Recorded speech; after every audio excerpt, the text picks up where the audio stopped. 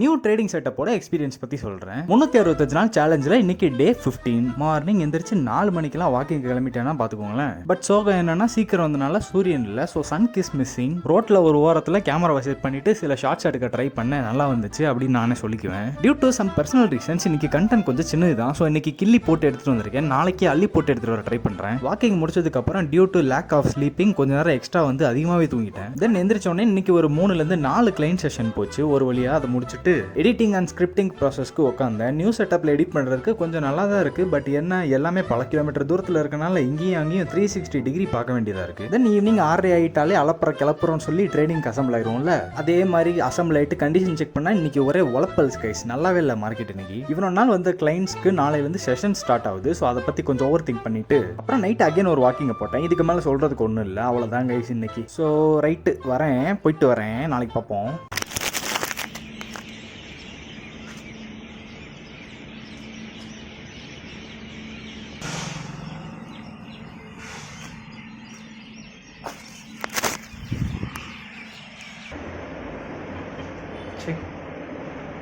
இருக்க மாதிரி தனியாக பேச விட்டாங்கடா.